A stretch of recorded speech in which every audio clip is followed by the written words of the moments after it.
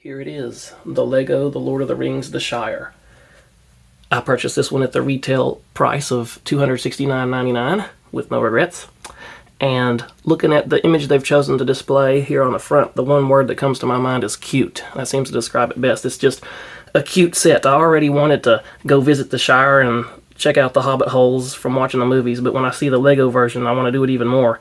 For those who are familiar with Indian in the Cupboard, it'd be great if I could put the whole thing in there, bring them all to life, and spend the day with them. If I could shrink down like Ant-Man or maybe Stuart Little and go eat the food and join in the festivities and check out all the rooms inside of Bilbo's house, that would be great fun. The tree that they've chosen to feature on top of the Shire set, or Bilbo's Hobbit hole, I believe is the one that the crew from the film actually handmade. It's a man-made tree that I think is still out there in New Zealand standing today because it's pretty much weatherproof. They use rubber and stuff to make it, and it looks super real, but that's a special iconic tree and a good choice for this set, I think. So when I look at the art that they've chosen to go with and the background they've chosen to go with, I'm good with it. I think it may have looked even cooler if they had some images from the film, like of some Shire countryside in the background. But I'm glad it wasn't just pitch black. They have the little aura in the background with the orange and the blue and then the black. So it really does make it look like an 18 and up set, which it is, and it really does make it look collector-y, but also still looks attractive. So I think there's a good balance there. The Shire is one of the quote-unquote adults welcome sets for ages 18 and up. It is set number 10354 with a total of 2017 pieces, which brings the price per piece count if you pay retail to about 13.5 cents each. This set is from the Lego Icons line. I appreciate the selection of images they've chosen for the rear of the box. It really entices me to see everything they've included here and prompts me to want to buy it. It gives me all the information that I would want before choosing to purchase it. The main central image here with the back of the Shire looks fantastic, and it's cool to see all the different parts and structures from a different angle. Having this image showing a lineup of each structure so we can see their scale in proportion to each other is a pretty nice bonus. I enjoyed checking out the series of appealing images here at the bottom showing off various play features like Frodo sitting under his tree reading a book, and the disappearing Bilbo trick, and Bilbo writing his book, which includes the text inside, and then Bilbo and Gandalf reuniting in the entryway of Bilbo's home. And finally, the pretty cool play feature of the revelation of the One Ring in fire. On the pretty end of the box, we have the art typical of most 18 and up Lego sets, where the text states Lego, the Lord of the Rings, and the image of the Shire just speaks for itself. I'm sure this would look quite nice displayed alongside several other boxes on a shelf.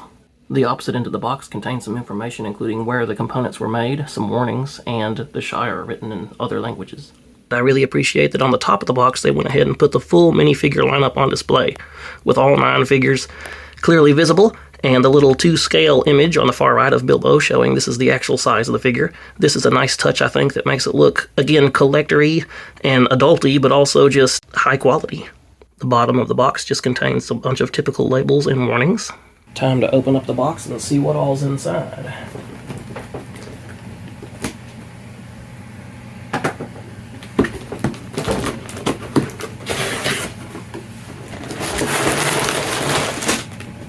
Alright, so there's our giant paper bag with the instructions inside, no doubt.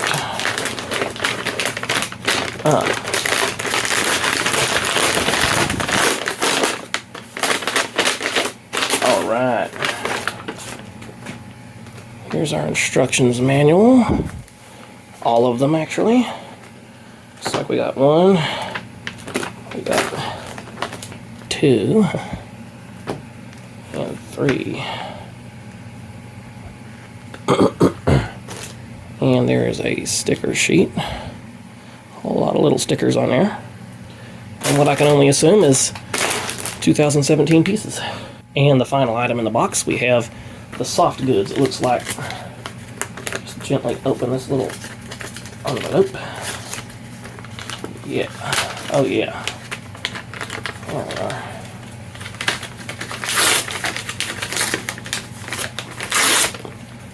And yeah, it looks like Bilbo's tent and sign and a cloak or cape for Gandalf. While instruction manuals numbers 2 and 3 are typical building instructions, the first manual here includes that oh-so-special collector's edition art and introduction. There's a long expected party with some really great stills from the film. Always make it look extra fancy. And then there's a note from the LEGO Icons design team, and several images of the actual model, including some of them we saw on the back of the box, plus a few extras we didn't see on the back of the box, all throughout these pages. Then we get into the building instructions. And those are what you would guess, pretty much standard stuff. LEGO has chosen to include a total of 9 minifigures with this Shire set, which is a total of 8 hobbits and Gandalf the Grey to run around in the middle of them, and that's exactly what I expect and like in my hobbit sets and Shire sets. We have, in order of left to right, Mrs. Proudfoot, Mr. Proudfoot, Bilbo, Gandalf the Grey, Frodo, Pippin, Merry, Sam, and Rosie. I think the detailing on the minifigures themselves couldn't be better, front and back, and the selection of accessories is pretty fantastic, in my opinion, as well. I really think that they've hit it out of the park with this one, and I give it a 10 out of 10. I really like Mrs. Proudfoot's color scheme with her pale greens of her outfit and her dark brown hair. Here she is with her white carrot and her smiling face. And her alternate expression is the scowling face that she makes at Gandalf when he arrives. The great detailing in the back includes a slightly ruffled, worn look. Mr. Proudfoot is looking fine in his outfit. I think the cross-hatching on the shirt in particular is just neat.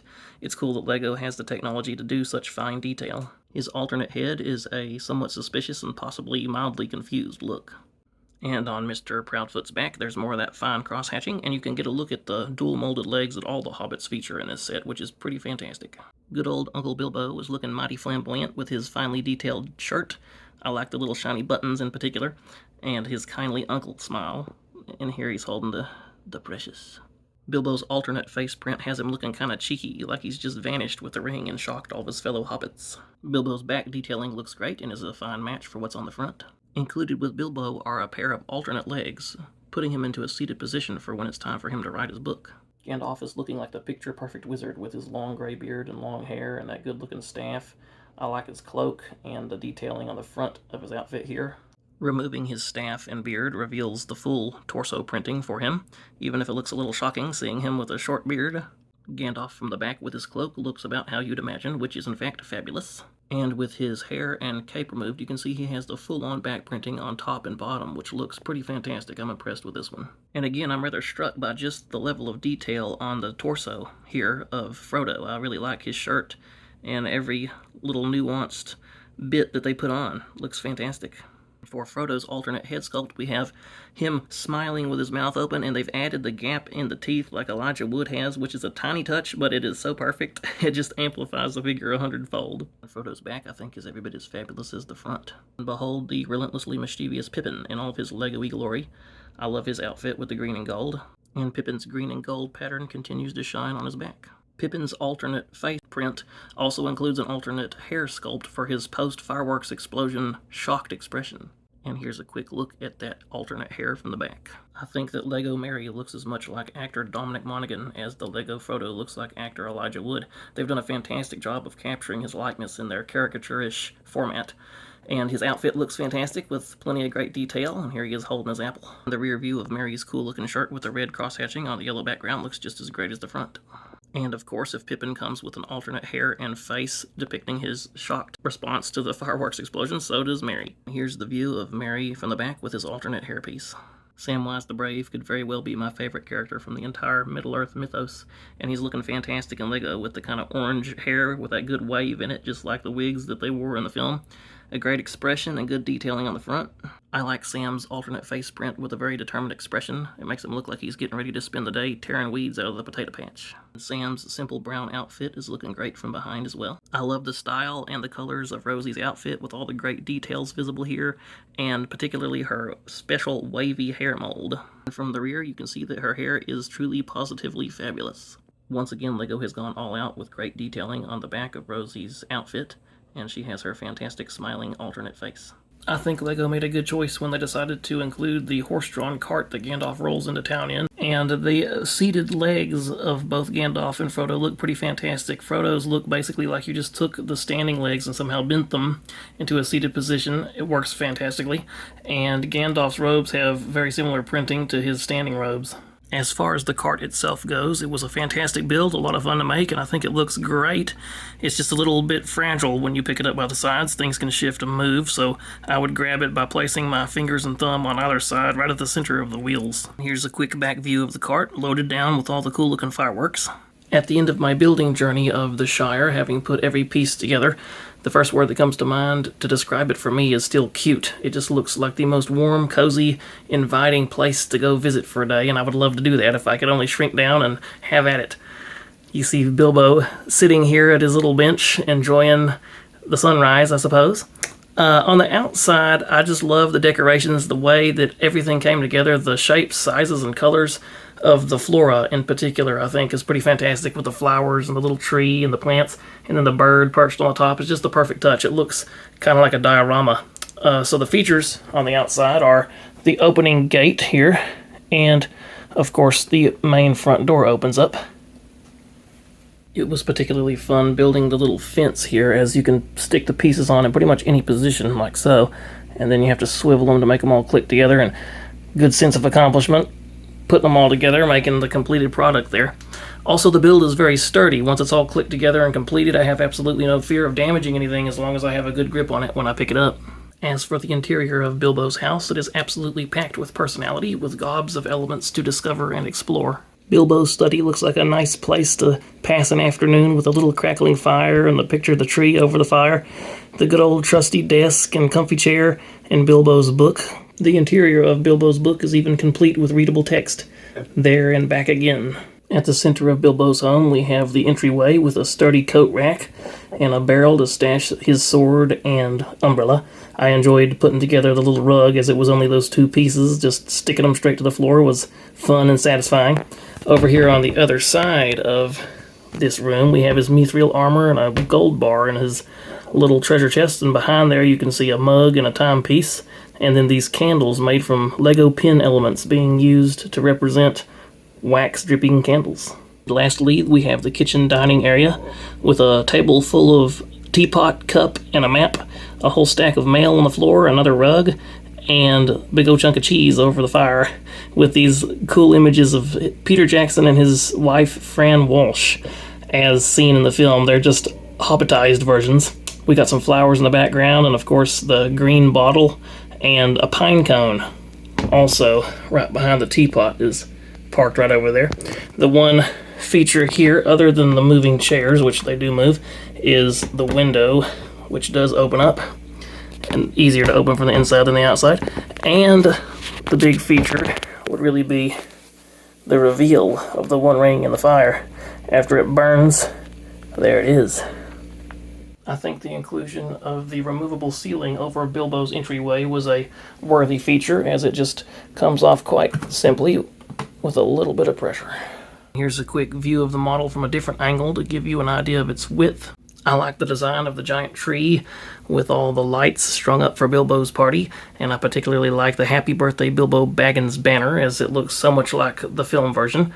The dragon was a fun inclusion as well, all orange and fireworks looking, and of course Bilbo himself gets to pull his shenanigans and disappear by way of the ring because of a special play feature included here.